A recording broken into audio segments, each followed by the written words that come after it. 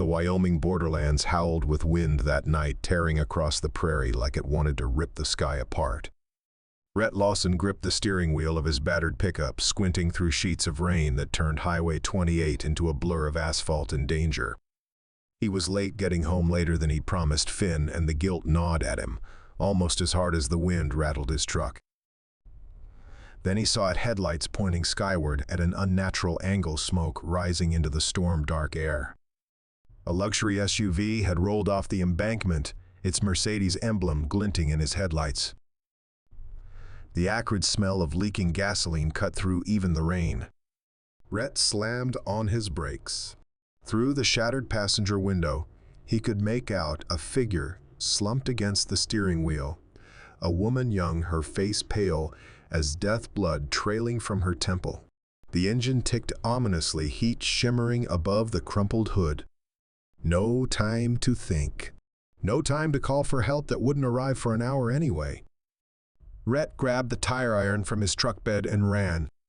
He smashed through what remained of the driver's side window, reaching through broken glass to unlock the door. The woman was unconscious, her breathing shallow. Designer clothes. Manicured nails. This woman didn't belong out here in the middle of nowhere. He unhooked her seatbelt and pulled her free just as the first flames licked up from under the hood. Carrying her in his arms, he stumbled back toward his truck, laying her gently in the passenger seat. Behind them, the SUV erupted in a ball of orange fire that turned the rain into a wall of steam. Rhett didn't know he'd just saved Elara Wynn, the most powerful CEO in Denver. He didn't know that by morning, his house would become the setting for a revelation that would shatter everything he thought he knew about survival debt and the invisible lines that separated his world from hers.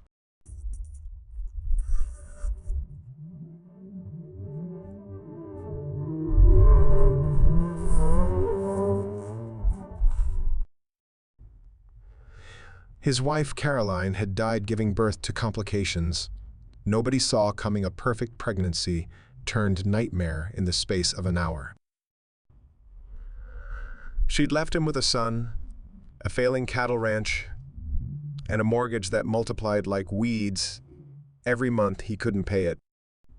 Sagebrush Ridge wasn't even a proper town, just a collection of weathered buildings clustered around a two-lane highway, population 847 if you counted the dogs.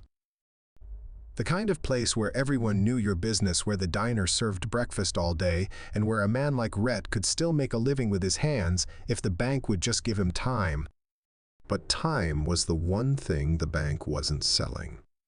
That night, he'd been in town meeting with a lawyer who'd looked at his paperwork and delivered the verdict with sympathetic eyes. 3 months, Rhett.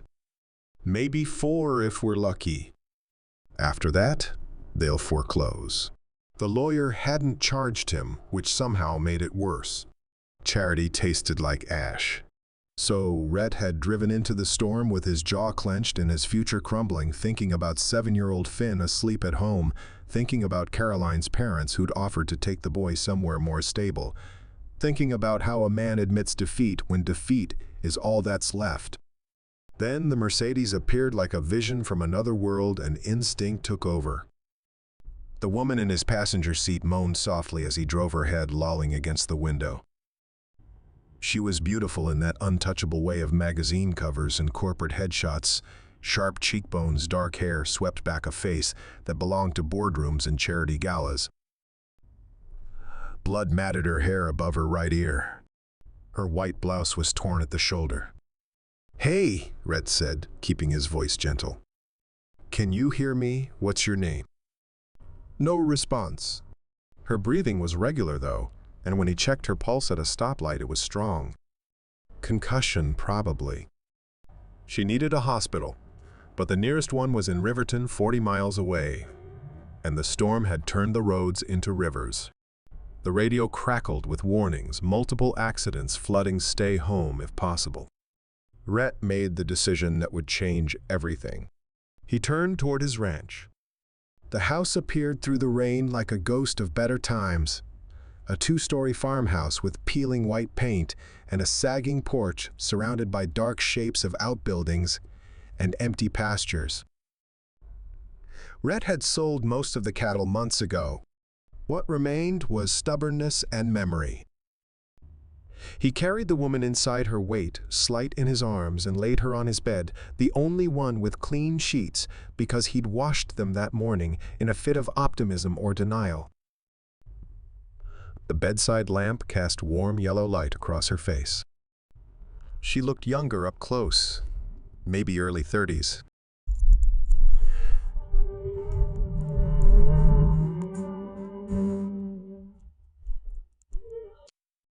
Bruised, not broken, he thought.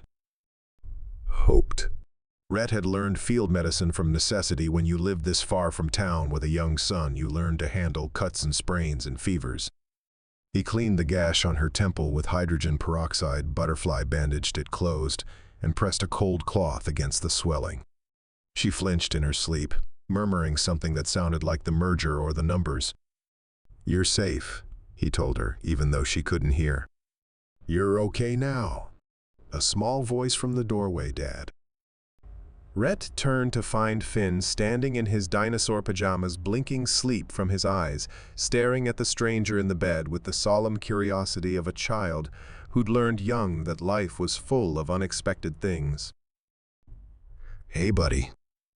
Rhett walked over and crouched to his son's level. "There was an accident on the highway."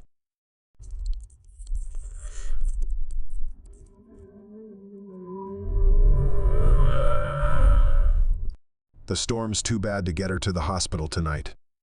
Finn nodded, processing. "Is she gonna die like Mom did?" The question punched through Rhett's chest. "No, Finn.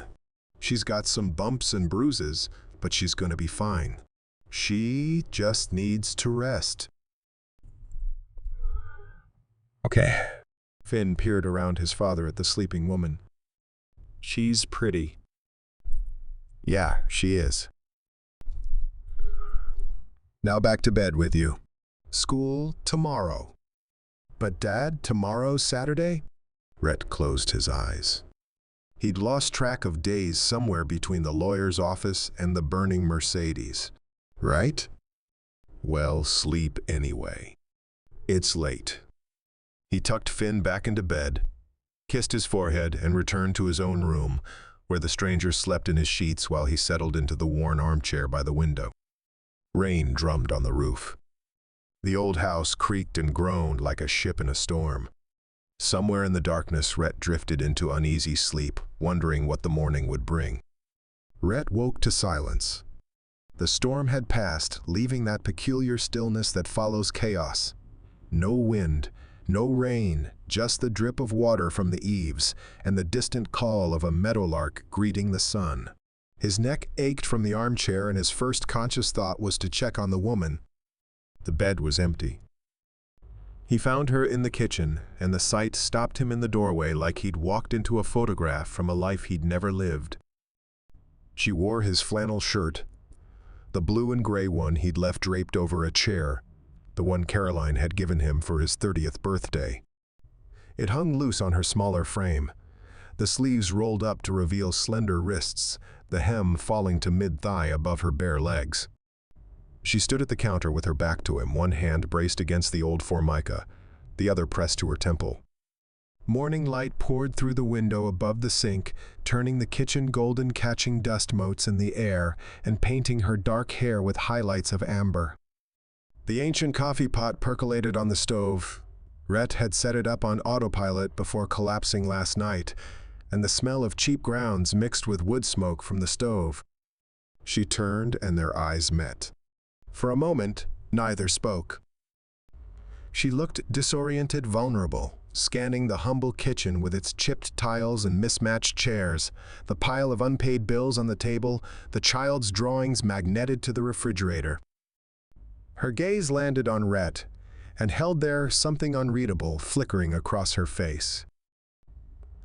Morning, he managed, suddenly aware of his own appearance, rumpled clothes, 2 days of stubble hair going in 6 directions. "You saved my life." Her voice was hoarse, but steady, with an undertone of authority that suggested she was used to boardrooms and decisions. "Last night." The car. I remember fire. Yes, ma'am. You had an accident. Storm was too bad to get you to a hospital, so I brought you here. How are you feeling? She touched the bandage on her temple experimentally. Like I got in a car accident. But alive. That's. She trailed off, seeming to search for words.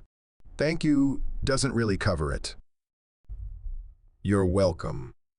They stood in awkward silence until the coffee pot sputtered its final breath. Rhett moved to pour 2 cups, hyper-aware of her presence in his kitchen, in his shirt, in his life. He handed her one and she wrapped both hands around the mug like it was a lifeline. I'm Elara, she said. Elara Wynn. The name meant nothing to him. Rhett Lawson. This is my place.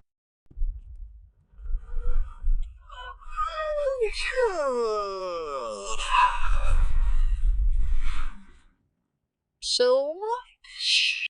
Something that might have been a smile ghosted across her face. I like questions. As if summoned, Finn appeared in the doorway, already dressed in jeans and a t-shirt with a cartoon dinosaur. He stared at Elara with frank interest. You look like people on television, he announced. Are you famous? Finn Rhett warned, but Elara laughed, a real laugh that seemed to surprise her as much as it did them. Not famous. Just a person who works too much and apparently doesn't drive very well in storms. She crouched to Finn's eye level, wincing slightly at the movement. Thank you for sharing your house with me. Dad saved you, Finn said proudly. He's good at saving things. He saved a horse once and 3 baby birds, and he tries to save the ranch, but it's really hard. Rhett felt his face flush. Finn. But Elara's expression had shifted, her gaze moving past them to the stack of papers on the kitchen table. Even from across the room, the letterhead was visible: W. YNNCAPIT, LHOLDINGSNOT ICEOFDE The color drained from her face. She stood slowly, walked to the table as if in a trance, and picked up the top document. Her hands trembled slightly as she read. Rhett, she said softly, not looking at him. What's your full name, your full legal name? Rhett James Lawson. Why? She set down the paper and turned to face him, and in her eyes he saw something that made his stomach drop: horror, guilt, and terrible recognition. Because Elara said, her voice barely above a whisper, the company that's foreclosing on your ranch. I'm the CEO. Wynn Capital Holdings. I own it. I own your debt. The coffee cup slipped from Rhett's hand, shattering on the tile floor. Finn looked between the adults, confusion clouding his young face. What does that mean? Does the pretty lady own our house? Elara's eyes never left Rhett's. My company holds the mortgage. When you defaulted, the foreclosure process started. I've never even looked at individual cases. There are thousands of accounts. Get out. Rhett's voice was flat, emotionless in the way that meant he was holding back something much bigger. Put on whatever clothes you can find and get out of my house. Rhett, please let me explain. Explain what the dam broke. That you're the reason my son is about to lose the only home he's ever known. The reason I can't sleep at night. You want me to thank you for that too. Right after I thank you for wearing my dead wife's favorite shirt, while you stand in my kitchen telling me you're taking everything I have left. Elara flinched like he'd struck her. Finn started crying. Rhett closed his eyes, fighting for control. When he opened them, his voice was quieter, but no less final. I saved your life last night because that's what decent people do. But this, he gestured at the space between them, this is done. Soon as the roads are clear, you leave. Understood. Elara nodded, her face pale. Understood. She turned and walked out of the kitchen, still wearing his shirt, and Rhett heard the bedroom door close with a soft click. He knelt and gathered Finn into his arms, holding his crying son, staring at the shattered coffee cup on the floor and wondering how you clean up a mess when all the pieces have been ground to dust. An hour passed in terrible silence. Rhett cleaned up the broken mug, made Finn toast with the last of the peanut butter, and avoided looking at the closed bedroom door. He told himself he didn't care if she was crying in there. He told himself he'd done the right thing. He told himself that the ache in his chest was just exhaustion and had nothing to do with the look on her face when he'd mentioned Caroline's shirt. When Elara emerged, she'd changed into her torn blouse and slacks, cleaned as best she could. Her hair was still damp from the bathroom sink. She looked small and lost, and nothing like the CEO who held his fate in her hands. "I'll call for a car," she said. "My phone finally has signal. I'll be gone within the hour." Finn looked up from his toast. "But you didn't have breakfast." "Finn, that's not," Rhett started. "It's okay. I'm not hungry. Mom always said breakfast was the most important meal." Finn's voice was earnest, innocent. "And you were hurt. You need to eat to get better." "That's what Dad told me when I broke my arm." Elara's composure cracked slightly. She looked at the little boy with something raw in her expression. "Your mom was right. She's not here anymore," Finn continued with the matter-of-fact honesty of children. "She died when I was 4. But Dad tries really hard to remember all her rules." "Finn, enough," Rhett said, but there was no heat in it. Elara moved to the table and sat down carefully, like she was afraid of breaking something else. If it's okay, I'd like to make breakfast. For all of us. As a thank you.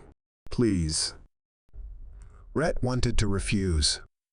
Wanted to maintain the anger that was so much easier than confusion.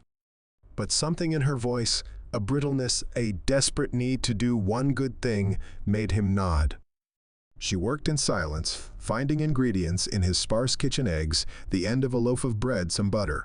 Her movements were uncertain at first, then more confident. She'd clearly cooked before, though something about the way she carefully measured the butter into the pan suggested it had been a while. Finn watched her like she was performing magic. "We usually just have cereal," he confided. "Or toast. Dad says he cooks like a cowboy, which means everything gets burned." "I heard that," Rhett muttered, but the corner of his mouth twitched. Elara served scrambled eggs and toast, slightly overcooked but edible. And they ate in silence that gradually became less uncomfortable. Finally, she spoke. "I grew up in Denver. City kid.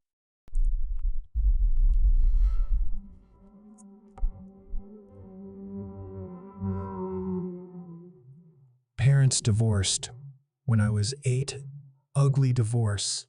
The kind where lawyers circle like sharks and everything becomes about money. My father ran a small investment firm. My mother wanted half of everything. They fought for 3 years." She stared at her plate.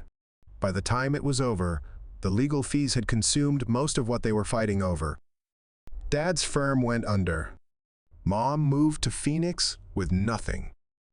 I learned very young that money makes people cruel, that business is war by other means. Finn listened with wide eyes. Rhett found himself listening too, despite himself. "I put myself through business school," Elara continued.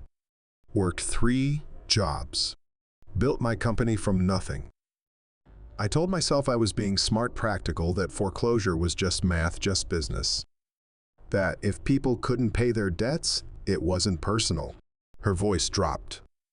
"Last night, you risked your life to pull a stranger from a burning car. You brought me into your home, bandaged my wounds, gave me your bed. You didn't know who I was. You just saw someone who needed help. She looked up at Rhett, and he saw tears she was fighting to contain. And this morning I realized that the math I've been hiding behind has names and faces and children. That somewhere along the way, I became exactly what I hated: someone who makes people cruel because of money. So, what are you going to do about it? Rhett asked quietly. I don't know yet. But I know I can't walk away from here and pretend I didn't see. Pretend I don't know that you're not just a number in a file. Finn pushed his plate away and walked over to Elara. Without warning, he hugged her a quick, fierce embrace that was over before she could react. Don't be sad, he said. Dad says sometimes bad things happen, but good people can fix them. Elara closed her eyes, one tear escaping down her cheek. Despite everything, Rhett insisted on taking Elara to the medical clinic in town. That head wound needs proper checking, he said in a tone that brooked no argument. Concussions are nothing to mess with. The drive into Sagebrush Ridge was quiet. Finn chattering from the back seat about his school and his friends while the adults processed everything that had been said and unsaid. The storm had left the landscape, scrubbed clean the sky, a brilliant blue wildflowers already pushing up through wet earth. Dr. Patricia Morrison had been the town's only physician for 30 years, working out of a small clinic that doubled as a veterinary practice when needed. She took one look at Elara and ushered her into an exam room, emerging 20 minutes later with a professional smile. You're lucky, Dr. Morrison told them both. Mild concussion, some bruising, but nothing serious. Another few minutes in that car, though. She shook her head. Rhett Lawson, you saved this woman's life. I hope she knows that. I do, Elara said softly. Word had spread the way it always did in small towns.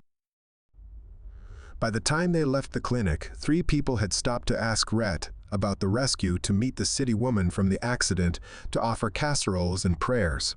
Mrs. Henderson from the diner brought over coffee and scones. Old Tom Parker, who ran the feed store, shook Elara's hand and said any friend of Rhett's is welcome here.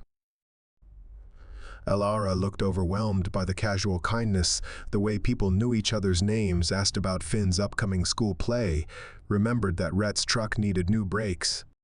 She'd lived in Denver for 15 years and couldn't name her neighbors on either side of her penthouse. On the drive back, she finally spoke. How do they do it? Stay so connected.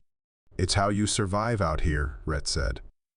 When winter hits and the roads close, when cattle get sick, when your roof needs fixing, you need people. We take care of our own because there's nobody else to do it. In Denver, I see hundreds of people every day and feel completely alone. Her voice was almost a whisper. Here, I've met maybe 15 people and I feel... What? Seen? Actually seen. Finn piped up from the back.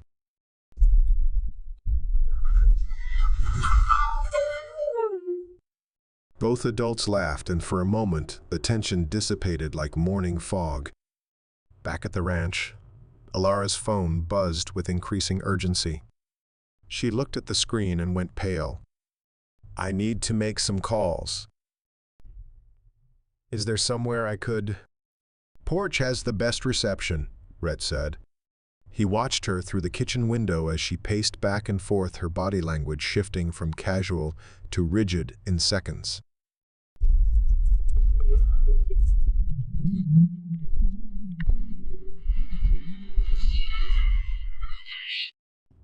Her gestures became sharper, her voice carrying faintly through the glass words, like unacceptable and not negotiable floating in.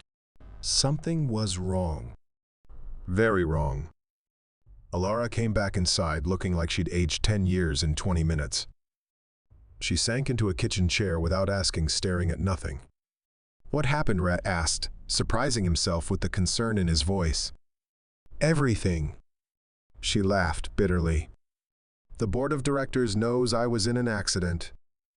They know I've been off the grid for almost 24 hours. And apparently my absence was all the opportunity my VP needed to call an emergency meeting. What kind of meeting? The kind where they try to vote me out. Tomorrow. Noon. She pressed her palms against her eyes. Marcus Kane, my second in command, he's been waiting for this. One slip, one sign of weakness, and he's been building his coalition for months. Can he really do that? Just take over your company? If he has enough board votes, yes. He's already proposed an aggressive expansion plan that includes accelerating foreclosures on properties like yours. Hundreds of them. Clear the assets, sell the land, maximize quarterly profits. Rhett felt cold. How many families? At least 300 accounts in Wyoming, Montana, and Idaho. Ranches, farms, small businesses, all of them barely holding on. She looked up at him with haunted eyes. People like you, all of them about to lose everything because I got in a car accident and showed a moment of human weakness. Finn had been listening from the doorway. But you didn't do anything wrong. You were hurt. That's not fair. No, honey, it's not. Elara's voice broke slightly. But fair doesn't matter much in business. Then business is stupid, Finn declared. Despite everything, Rhett almost smiled. Out of the mouths of babes. Elara stood abruptly, her decision written across her face. I need to get back to Denver. Tonight. I need to fight this. You just got diagnosed with a concussion, Rhett protested. The doctor said, rest. Rest, she laughed harshly. If I rest, 300 families lose their homes. If I rest, everything I've built gets handed over to a man who sees human beings as line items on a spreadsheet. So what's your plan? Walk into that boardroom and hope they take pity on you. I don't know. The admission seemed to cost her. I don't know.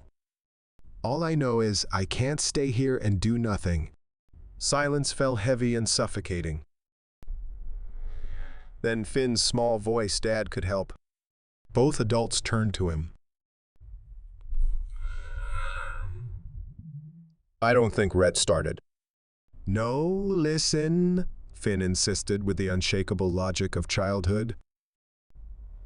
You're the one they're trying to take the house from, right? So if you go with her and tell them what it's really like, maybe they'll understand. Maybe they'll listen if they see you're a real person. Elara's eyes widened. Rhett, he's right. The board responds to stories to optics. If I walk in there with you, an actual rancher, a face they can't ignore. Absolutely not, Rhett said flatly. I don't belong in your world, Elara. I'm a cowboy, not a human being with a story worth telling. She stepped closer. That's all I'm asking. Come with me. Stand beside me. Let them see what they're really voting for. And if it doesn't work, if they vote you out anyway, then at least I tried.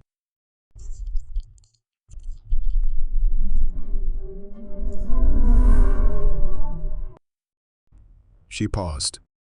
Please, Rhett. I know I have no right to ask. I know my company is trying to take your home. But right now, you might be the only chance those 300 families have. Rhett looked at his son, who was watching him with those solemn eyes that saw too much. He thought about Caroline, who'd always said that doing the right thing usually meant doing the hard thing. He thought about all the other Rhetts out there getting letters from Wynn Capital, lying awake at night, wondering how to tell their children. Finn would stay with Mrs. Henderson, he said slowly. And I'd be back tomorrow night, at the latest. Yes, absolutely. He looked at Elara, really looked at her. Saw past the CEO, past the armor, to the woman who'd cried in his kitchen that morning. The woman who'd risked her career by caring. "All right," he said. "I'll go with you." Finn whooped and launched himself at Rhett's legs. Elara's eyes shone with tears she didn't let fall. "Thank you." "Don't thank me yet. I've never even been in a boardroom." "Good," she said fiercely. "They need to see someone real for a change." They left at dusk after Rhett had packed an overnight bag and taken Finn to the Henderson Ranch 3 miles down the road.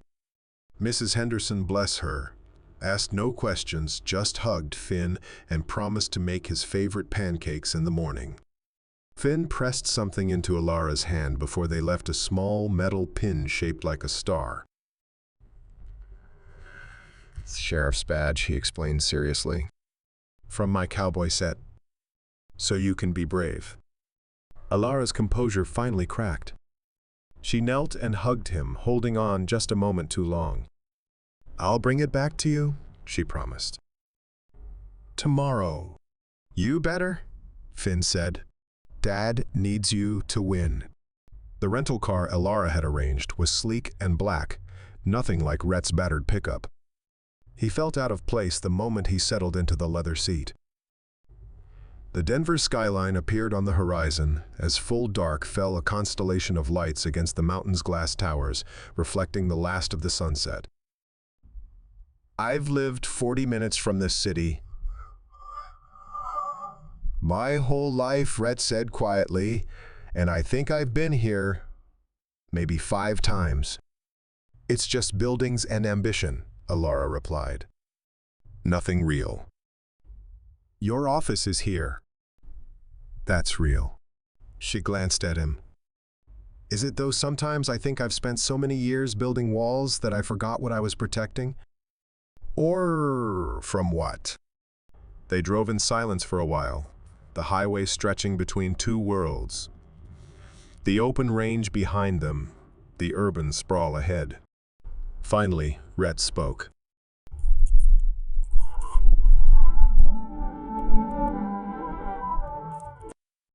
"I'd have gone alone. Fought alone. Lost alone, probably." "You really think my being there will make a difference?"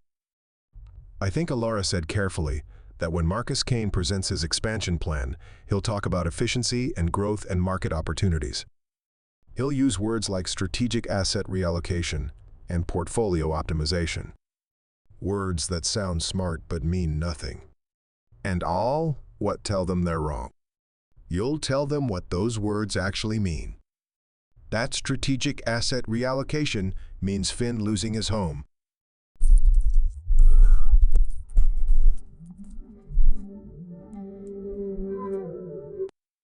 You'll make them see the cost." Rhett was quiet for a long moment. What if seeing doesn't change their vote? Then at least they'll have to live with what they chose, eyes open.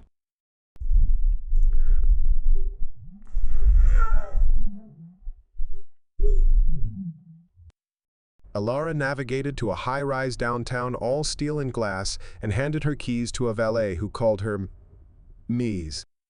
Wynn with practiced deference. The penthouse elevator required a key card. The hallway was hushed, carpeted in silver gray. Elara's apartment was on the top floor, floor-to-ceiling windows, offering a view of the entire city spread out like a circuit board of lights. "Guest room is through there," she said, pointing. "There's clothes in the closet I keep things for." "Well, it doesn't matter." "Find something that fits. We need to be at the office by 11:30 tomorrow morning."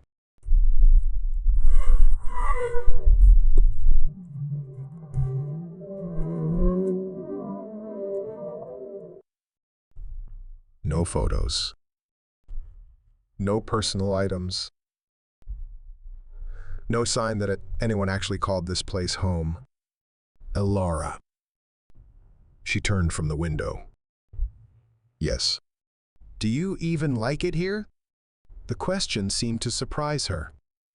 She looked around her own apartment as if seeing it for the first time, this expensive cage she'd built for herself. "No," she admitted softly. "I don't think I do." Wynn Capital Holdings occupied floors 30 through 35 of the Sentinel Tower, Denver's third tallest building. Rhett felt like an imposter in borrowed clothes. Dark slacks, white shirt, sport coat that fit reasonably well, but felt like a costume. Elara had transformed too. Back in her element, navy suit hair pulled back every inch the CEO, except for the small metal star pinned discreetly to her lapel. "You don't have to do this," she said in the elevator, watching the floors tick upward. "There's still time to change your mind." I gave my word. The elevator opened directly into a reception area of marble and brushed steel. Heads turned. Whispers followed them down the corridor. A tall man with silver hair and predatory eyes stepped out of a conference room. "Laura, so glad you could make it. We were concerned when you missed yesterday's calls." His smile was sharp. "And you brought a guest." "Marcus Kane, this is Rhett Lawson. He's here as a stakeholder representative." Marcus's eyes flickered over Rhett with barely concealed contempt. "A rancher. How? Rustic. Though I'm not sure he has standing in a board meeting." "He has standing because I'm giving it to him," Elara said coolly. "Or would you like to debate proper procedure before we even begin?" Marcus's smile never wavered, but something ugly moved behind his eyes. "Of course. The more the merrier." The boardroom was everything Rhett had imagined, and worse. A long table of dark wood leather chairs, screens on every wall, and 12 board members who looked at him like he'd tracked mud on their carpet. Most were men in expensive suits, a few women equally polished, all of them radiating the casual confidence of people who'd never missed a meal or worried about heating bills. "Let's begin," Marcus said, settling into the chair at the head of the table. Not Elara's usual seat, Rhett noticed. "A power play. As you're all aware, Ms. Wynn had an incident 2 days ago that raised concerns about leadership stability. In her absence, I've prepared a presentation on our Q4 strategy." The lights dimmed. A screen lit up with graphs and projections.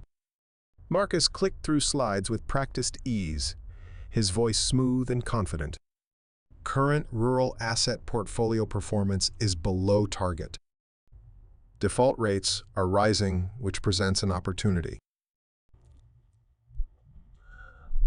By accelerating our foreclosure timeline and bundling properties for bulk sale, we can clear these underperforming assets and reallocate capital to higher yield opportunities. Conservative projections suggest a 23% increase in annual returns." Numbers scrolled past. Property addresses reduced to coordinates. Families reduced to percentages. The plan requires rapid action, completing all foreclosures within the next 60 days. Yes, there will be some temporary disruption to local communities, but the market will correct. It always does. One of the board members, an older woman with kind eyes, spoke up. "Marcus, how many families are we talking about?" "Approximately 300 accounts across 3 states. But these are business decisions, not personal ones.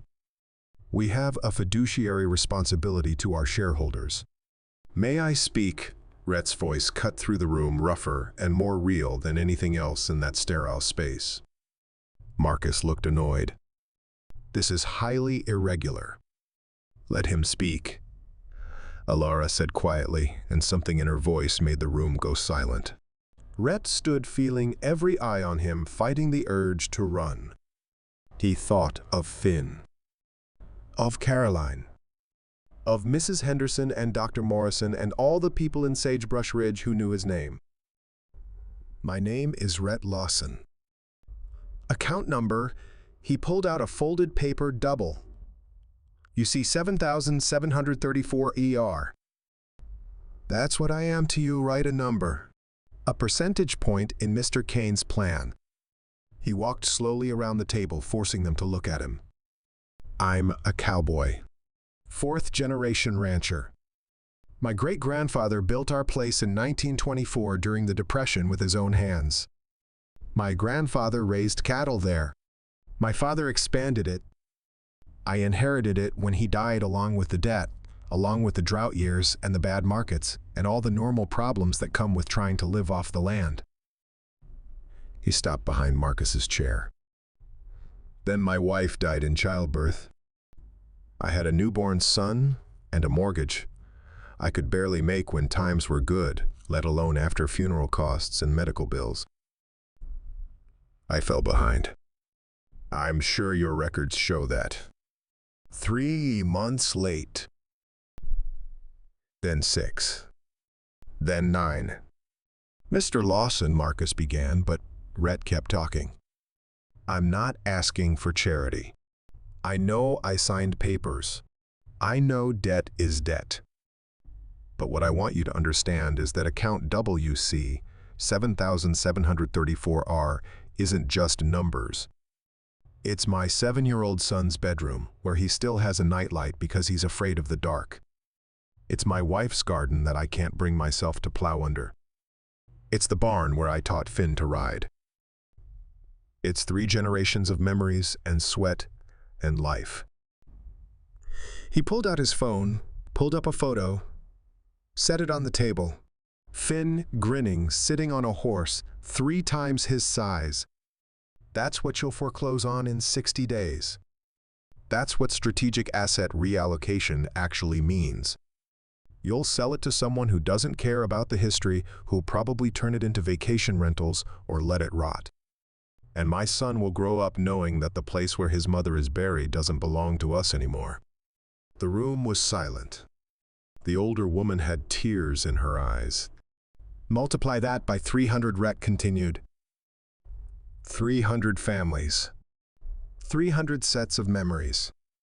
Kids who'll have to switch schools. Old people who'll die in apartments instead of homes. Communities that'll hollow out and disappear. He turned to Marcus.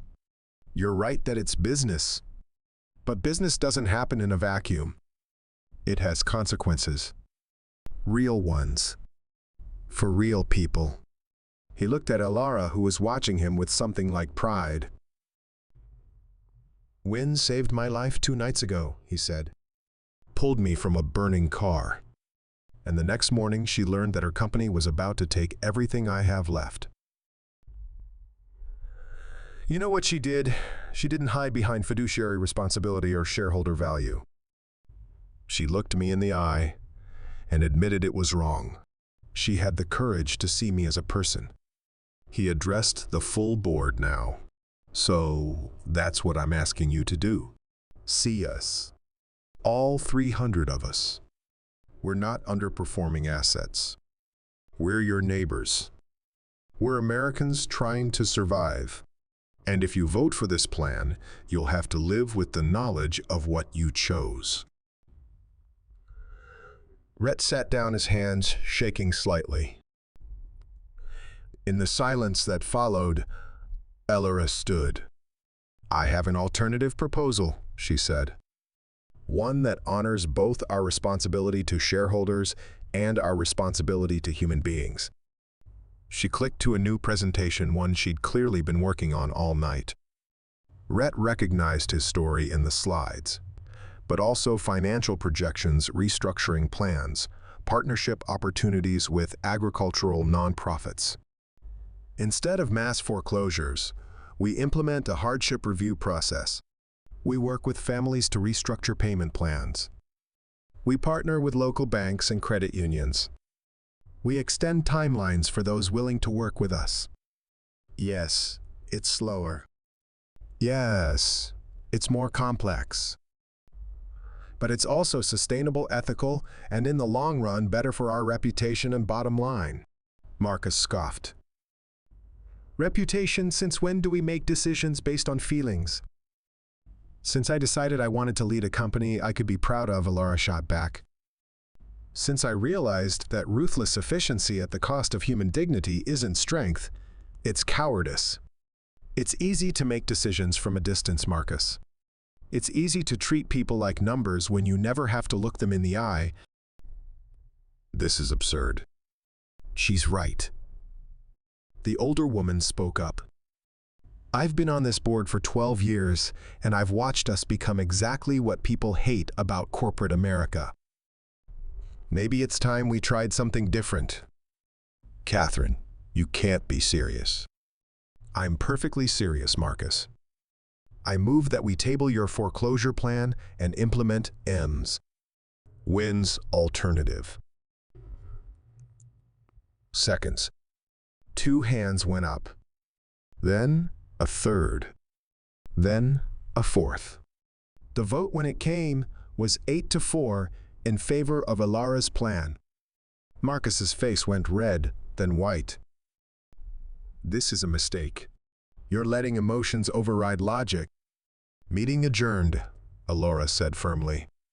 Marcus, I'll see you in my office in 10 minutes. We need to discuss your future with this company. As the board members filed out, several stopped to shake Rhett's hand to thank him for his honesty. Catherine hugged Elara. Welcome back, she said quietly. The real you. Not whoever you've been pretending to be.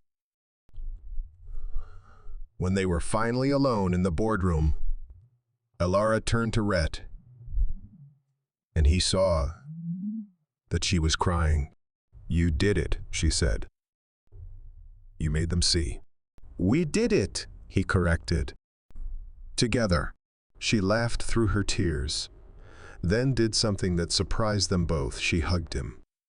Not a professional handshake or a grateful pat, but a real embrace, holding on like he was an anchor in a storm. Thank you, she whispered, for being brave enough to be real. The drive back to Wyoming felt different. Lighter. Elara had changed out of her suit in the office bathroom, back into jeans, and a borrowed sweater, the metal star still pinned to her chest. Marcus Kane had resigned rather than accept a demotion. The board had officially approved the restructuring plan. 300 families had been given hope. What happens now? Rhett asked as the prairie opened up before them. With your company, we implement the plan. It'll take months, maybe years. There'll be resistance. Some people will accuse me of going soft. She smiled. But for the first time in a decade, I'll be able to sleep at night. And the ranch. Your mortgage gets restructured. New payment plan, extended timeline, reduced interest. You'll have breathing room. She glanced at him. You'll keep your home, Rhett. He had to blink back unexpected tears. I don't know what to say. Say you'll let me come back. To visit. To see Finn. To... She trailed off, uncertain. To what? To remember what it feels like to be human. To be around people who see me as more than a title or a bank account. Her voice went soft. To be around you. Rhett's heart did something complicated in his chest. You're always welcome. Both of you, the CEO and the person. Though fair warning, my cooking hasn't improved. I'll bring groceries next time. Next time, he echoed, and they smiled at each other, something unspoken but understood passing between them. They picked up Finn from the Hendersons just as the sun was setting the sky, turning the purple gold of Wyoming dusk. Finn launched himself at both of them, talking a mile a minute about the pancakes and the horses and the new calf that had been born that morning. Did you win? He demanded, looking at Elara. Did the star work? She unpinned it carefully and gave it back to him. It worked perfectly. We won. Does that mean we get to keep the house? Yes, Buddy, Rhett said, his voice thick. We keep the house." Finn whooped and ran in circles, and the Hendersons laughed, and Mrs. Henderson pressed a casserole into Elara's hands. "Because you look too thin, dear." And for a moment everything was exactly as it should be. At the ranch, Elara's rental car sat in the driveway, packed and ready. She'd need to return to Denver to night meetings in the morning, a company to run, a life to rebuild. But she lingered, standing on the porch as the stars came out, breathing in the clean air. "I'll come back," she said. "If that's okay. Maybe next weekend. We'll be here." Rhett stood beside her, close enough that their shoulders almost touched. "The ranch isn't going anywhere now." "Rhett?" "Yeah." "That night, I asked if you liked your life here. Do you remember your answer?" "I said I did." "Is that still true even after everything?" He thought about it, really thought. About the struggle and the debt and the loneliness. About Finn's laughter and the sunrise over the pasture, and the way Mrs. Henderson always knew when he needed a casserole. About Caroline's memory living in every board and nail.